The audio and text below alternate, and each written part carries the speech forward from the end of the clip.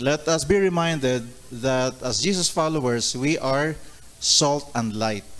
We are designed by God to be a blessing to each other and even sometimes strangers. So, paki-remind lang sa sarili mo, I'm a blessing. I'm a blessing. Sa social media, ang tawag doon influencer. Diba? Social media influencer. Maganda yung word. Because leadership is influence. So when you influence other people, you are leading them. So, sa context natin as Jesus followers, we are not just influencers because of the content that we are doing, if you are into social media, but because God has appointed you. God has chosen you to be an influencer so that they might also experience the hope that God has prepared for them. Many people, even right now, according to statistics, a lot of them are having a hard time coping up with so many changes. I have been talking to teachers, and some of them are actually bewildered kung paano nagre-respond yung mga kabataan. Siyempre, 2 years na online, walang interaction sa classroom.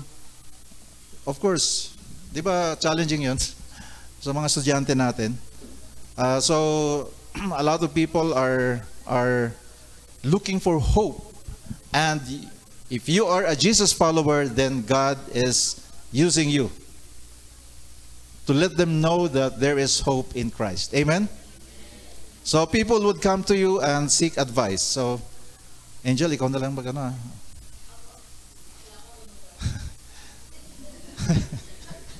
So, next screen. Nangyari na ba ito sa inyo? Or probably ikaw? Friend, di ko na kaya. Anong gagawin ko? Grabe, when it rains, it pours. Kapatid, my friend, ano ba naman ito? So, ano ang advice? Minsan may makakarinig tayo ng advice.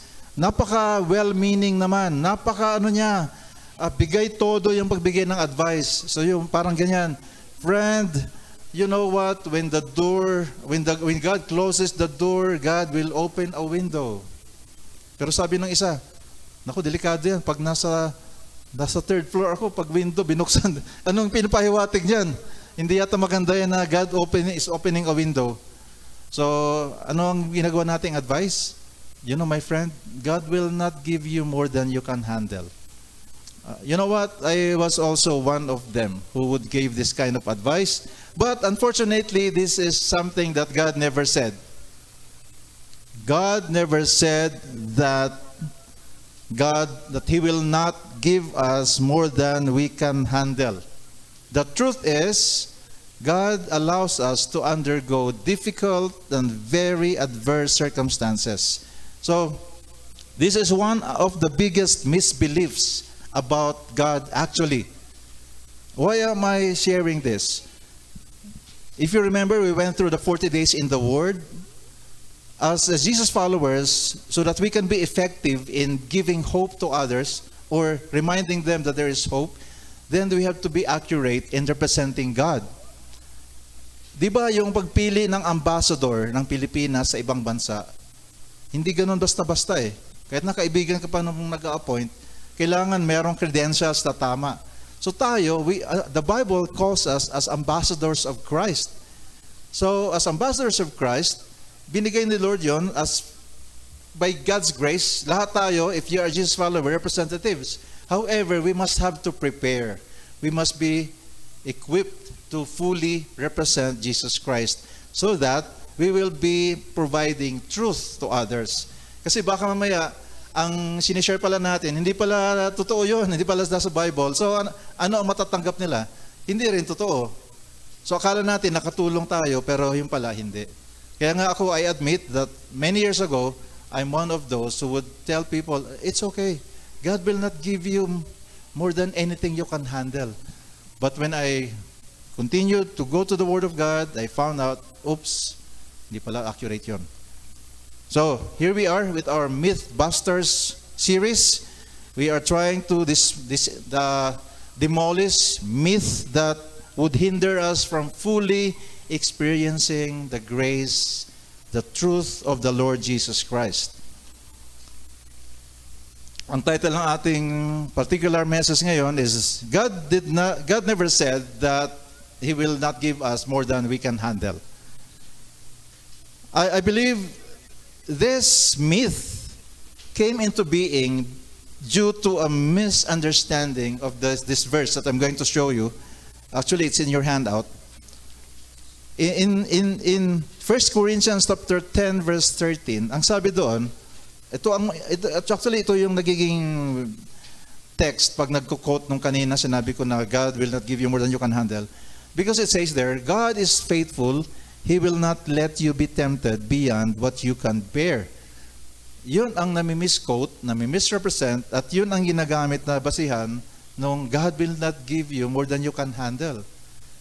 If you take note sa kasunod, but when you are tempted, He will also provide a way out. So ibig sabihin, sometimes we would fail and we would be tempted. God, His desire is that we will not be tempted. But as we know ourselves, lahat tayo, we can admit that sometimes we do get tempted. Amen? Is that right? Sino ba dito hindi bumigay?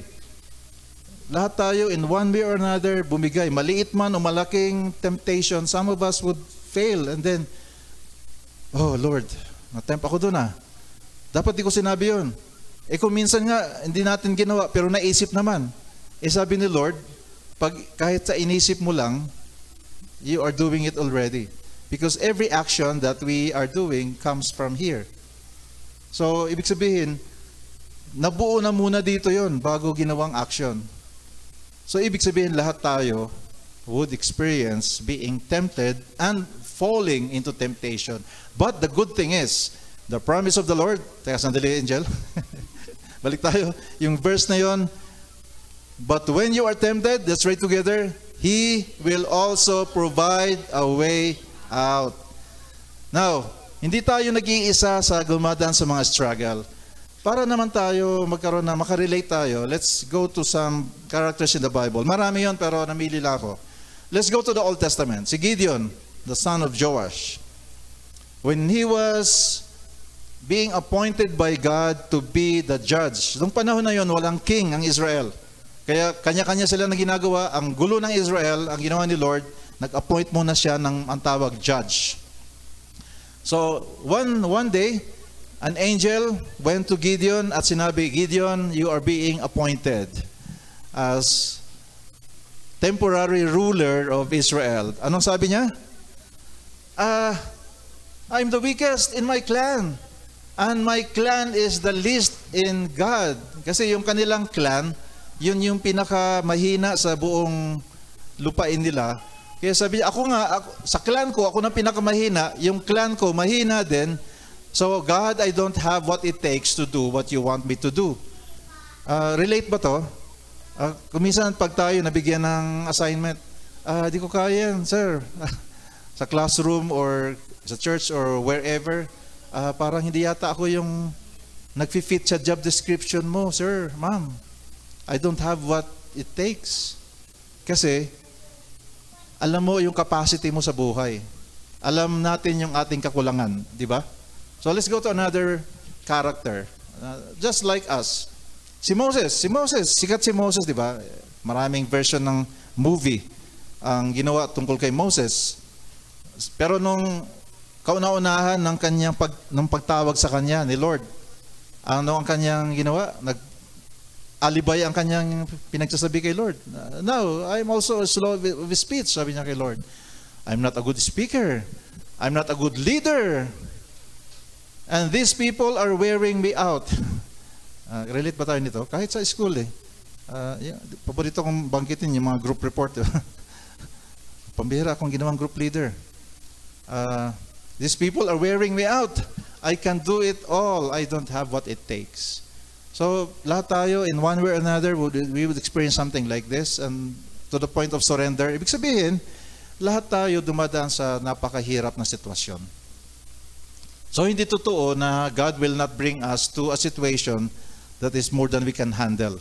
Ibig sabihin, God would allow us sometimes to be in a place that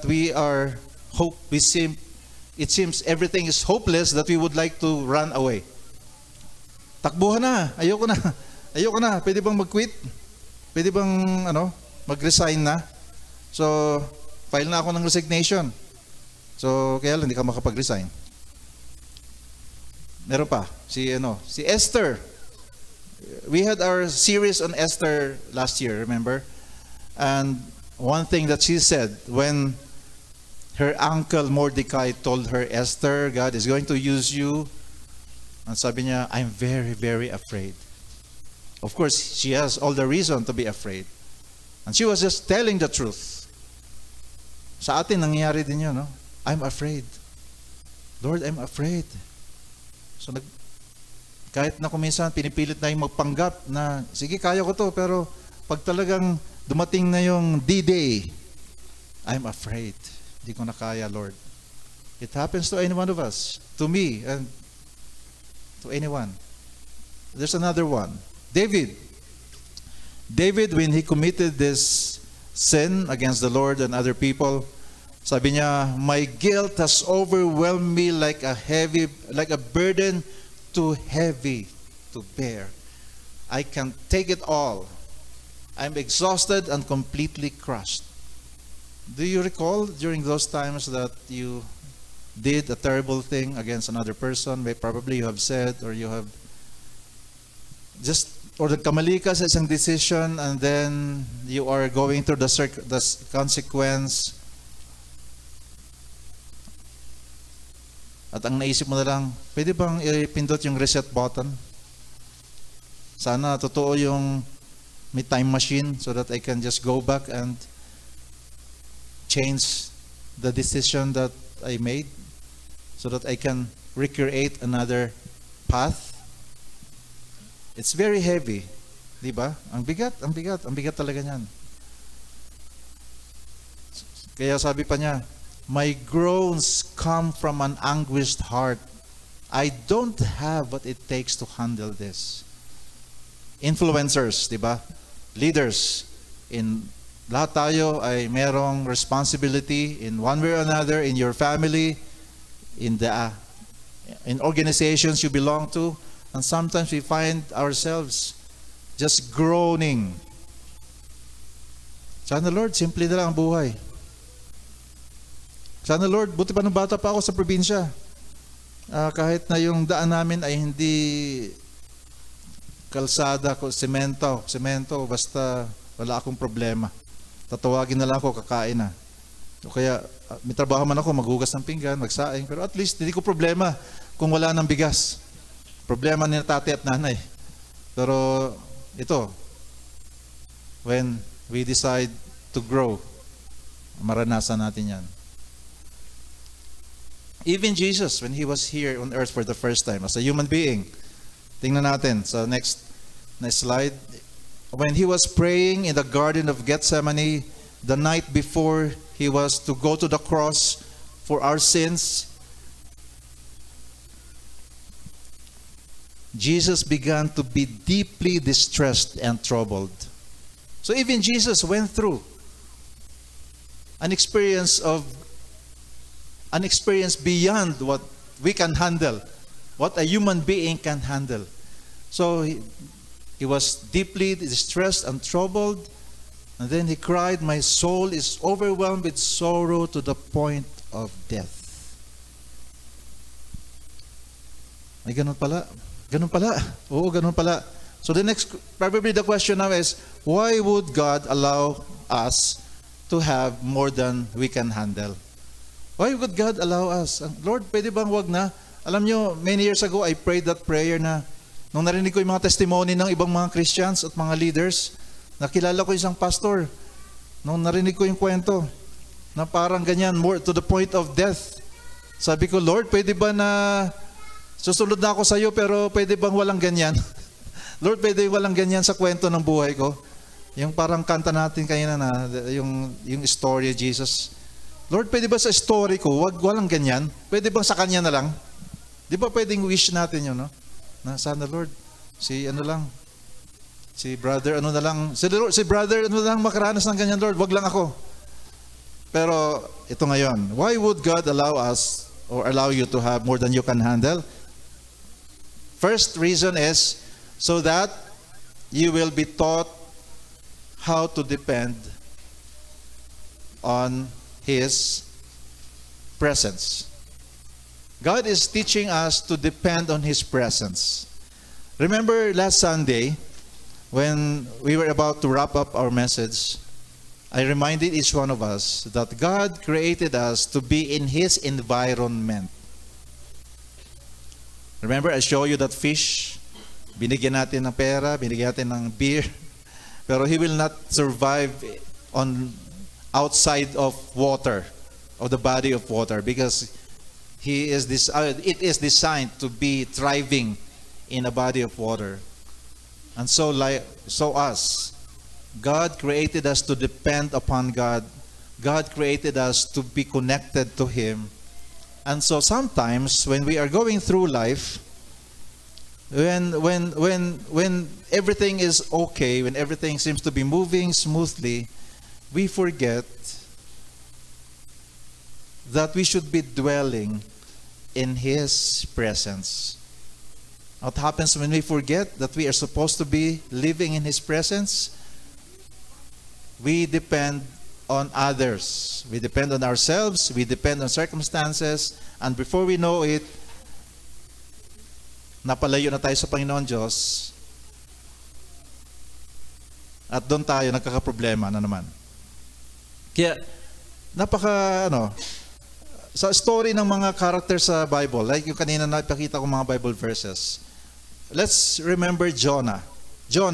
Si Jonah, ang assignment lang talaga niya ay, sabi ni Lord kay Jonah, go to this place in Nineveh. Let them know that if they repent, they will be blessed. If they will not, then they will be destroyed. So si Jonah decided not to obey God. We know the story. You know the story. He decided to depend on himself. He decided to run away from God. And so what happened? He caused trouble to himself and he caused trouble to others. Dahil sa kanyang disobedience, maraming tao na naghihirap tuloy sa kanya. So finally, as we can see in this verse, in Jonah chapter 2, sabi, in my distress, I called the Lord and He answered me. Mga ka-life journey, when we find ourselves in a situation that is beyond what we can control or beyond what we can handle, parang Jonah ngayon, in my distress, I called the Lord and He answered me. So every now and then, God would allow each one of us, hindi dahil sa si Lord, sa nag-i-enjoy siya na naghihirap tayo, kundi gusto niya na tayo ma-remind to totally depend on Him. Because God has prepared an awesome thing for us. Kaya ibig sabihin, when we find ourselves na to the point na di ko na kaya, then like Jonah, in my distress, I called the Lord and He answered me. Again, this is not because God is walang magawa na ito si Vio, kaya ano ko nga to, wala akong magawa eh. Paglaruan ko nga siya. Hindi yun eh. Kundi, ay si Vio mukhang ini-enjoy niya yung sarili niya. Delikado to. Delikadong trajectory ito. Kasi pag nagdepensa sa sarili niya, limited siya eh. May expiration siya. Yung kanyang alam ay hindi uubra sa lahat ng kanyang pagdadaanan. That's why I need to remind him to call upon me. Hindi siya nagpadala ng trouble. Remember, we are living in this planet Earth who is tainted with sin, corruption, decay, liars, cheaters. And so we get affected by their actions. And because of their actions, sometimes we find ourselves distressed. So hindi si Lord nagpadala ng mga sakit. Hindi si Lord nagpadala ng problema sa buhay. It's because of sometimes the consequence of what we did or the consequence of what other people did. na sa circle natin. And God would allow that thing to happen, that situation to happen, so that, like Jonah, we pray, we cry out, Lord, Lord. And then God would answer us. And then we are reminded again, yes, Lord, dapat pala, hindi ako bumibitaw sa iyo. So Jonah continued to tell his story. When my life was ebbing away. Ebb. Yung mga sakatera sa mga ilog na malapit or sa mga seaside. Di ba? Low tide, ebb tide, high tide. Have you noticed when the water is withdrawing from the river bank or the seashore? Palayo na yung tubig. Sometimes our life is like that. Nako, palayo, paano na? Pababa ang level. Nalulobat na ako. I remembered you, Lord, and my prayer rose to you. So sometimes God would allow those things to come to pass so that we will remember who He is, the one who will not leave us nor forsake us. Amen? Because He wants us to continue to living in victory, to depend on Him, because the victory is His. Amen? May promise pa doon sa Psalm 145 verse 18, the Lord is near to all who call on Him, to all who call on Him in truth. What is truth? Truth is Jesus Christ. Truth is Jesus. He is a person. Truth is not a principle or a philosophy. Truth is Jesus Christ. And then another answer to the question, why would God allow us to have more than we can handle? Is because God would like to teach us to experience His power. In a similar manner to depending on our presence, sometimes we depend on our ability only. And of course, we know already that our abilities are sometimes not capable of truly delivering our plans. Sabi nga, many are man's plans, but God's purpose will prevail. Because, buti na lang, ang purpose ni Lord na mapiprevail kasi yung plano natin, eventually it will fail if it is not coming from God. And also because of factors that would affect our plans because of other people's decision. Sometimes, ang ganda ng mga plano, no? Mga engineers natin, ganda ng mga plano, pero sometimes, biglang may darating na mga dahilan. Biglang may bagyo, may lindol. Tapos yung mga decision ng mga tao na nandoon, yung mga workers, decision ng mga kliyente, ng suppliers, biglang nataas ng mga presyo. Ang ganda nung ginawa yung plano. So, similar also with our plans in our families. We have good plans. We prayed for it, but then we cannot help it sometimes when other people's decision would affect our plans. So, that's why God would cause us, sige, padaanin ko si Vio para maranasan niyang tumawag sa akin para yung kapangyarihan ko ang maranasan niya. Kasi yung power niya, kahit i-combine pa ng lahat ng kanyang family at ng mga kaibigan, will not suffice to produce the desired outcome. Amen ba? So yun, ang galing ni Lord. Ito yung nangyayari na kino-convert ni Lord yung what seems to be unfortunate circumstance into something favorable to you. Kasi instead na may plano yung kalaban, the enemy of our souls, na tayo ay ma-distract, mawalan ng loob, ng lakas ng loob, pero si Lord, ginagamit yun para ma-remind tayo, Lord, it is you I need. Amen? Si Apostle Paul, you have read this, you have heard this from me being shared to you. Si Paul, na-mention niya sa kanyang buhay that he has this thorn of the flesh. Hindi binanggit ko ano yung thorn of the flesh. He prayed many times na, Lord, pwede ba tanggalin ko itong thorn in the flesh? Para sa mga Bible scholars, yung thorn in the flesh can be a metaphor for a situation in his life that would not live away. We don't know, we can just speculate, but I know it's one of us. We have some things or someone that we can consider as thorn in the flesh? Ang interpretation ko noon, something that would cause me to always be sober, to be humble. Kasi yun ang naging findings ni Apostle Paul. When he prayed, Lord, take this away from me, please. But then, anong sabi ni Lord? My grace is sufficient for you. Nandiyan sa screen, sa handout ninyo. For my power is made perfect in weakness.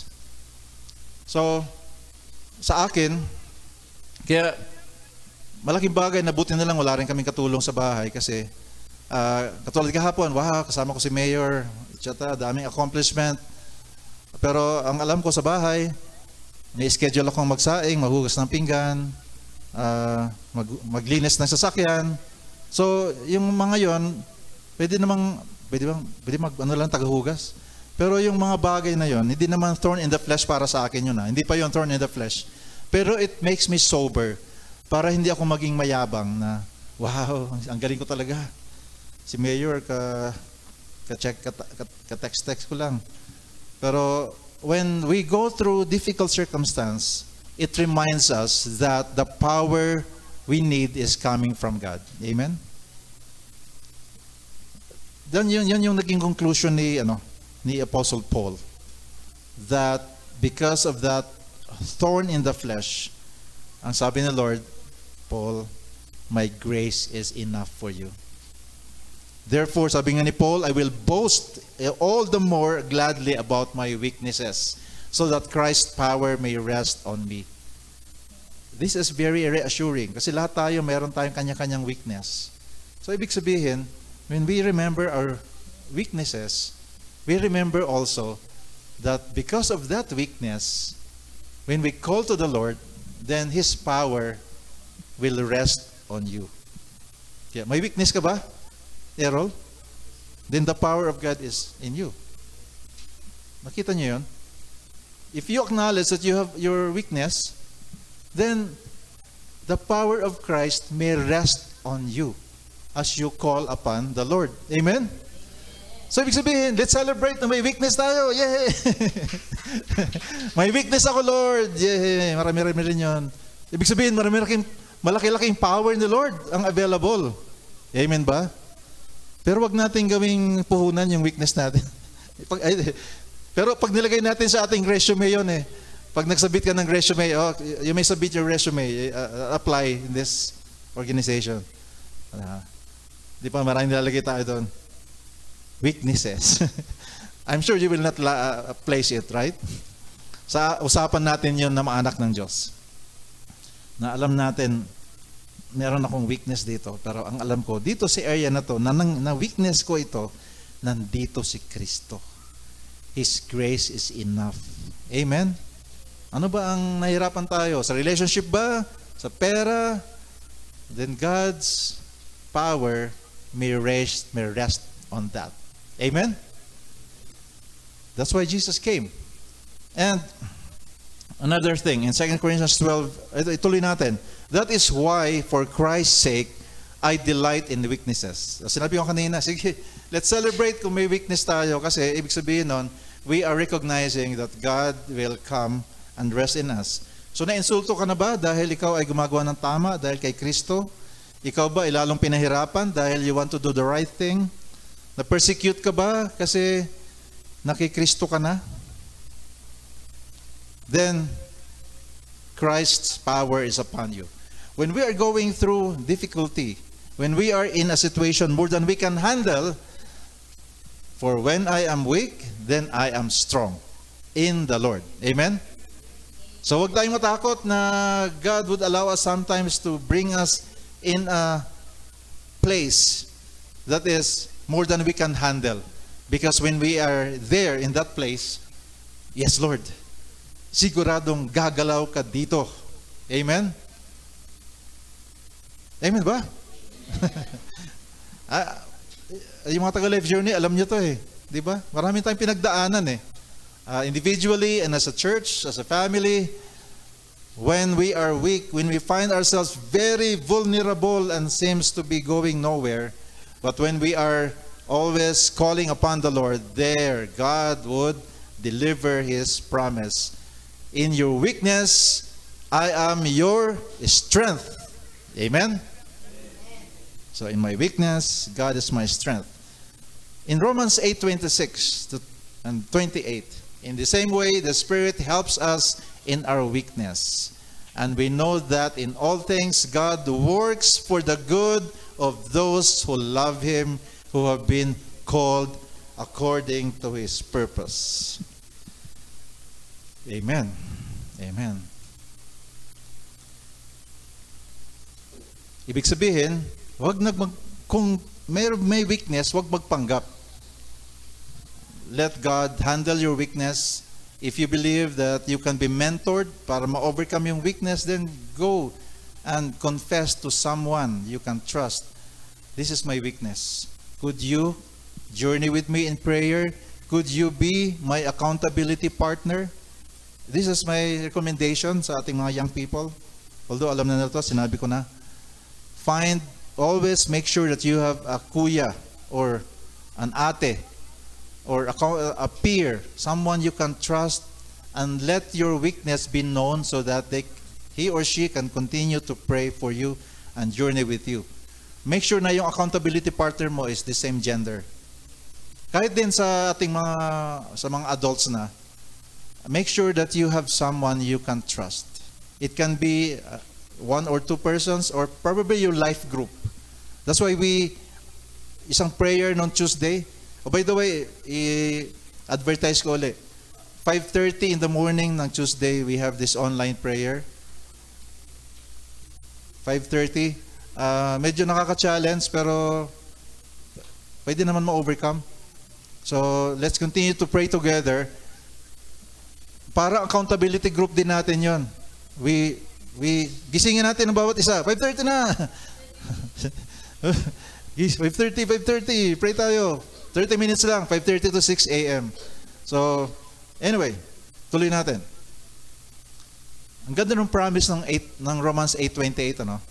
In all things, God works for the good of those who love Him, who have been called according to His purpose.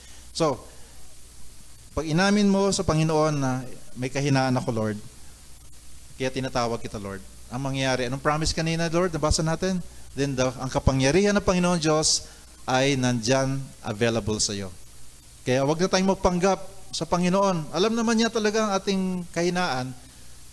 Ialay natin, Lord, ito ang aking kahinaan. At salamat, Lord. Sa pag-lift up ko sa iyo ng aking kahinaan, pag-recognize ko, pag-identify ko, ikaw ngayon ay gagalaw ng husto sa aking buhay. Amen? Amen. Amen.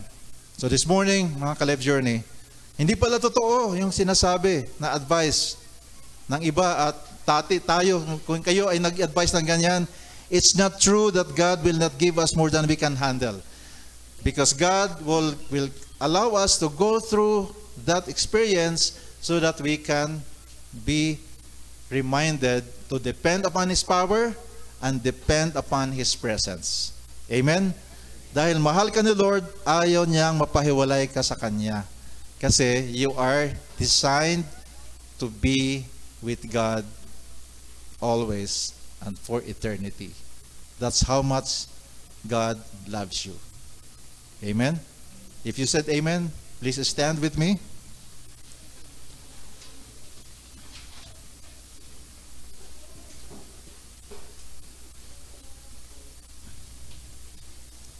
Father, we thank you, Lord, na nakakahinga kami ng maluwag, Lord, na hindi pala kami kailangan magpanggap, na meron kaming mga unique na kahinaan, that each one of us, we have our own set of weaknesses. It's very liberating, Lord. Nakakahinga ng maluwag, Lord, na hindi pala kailangan na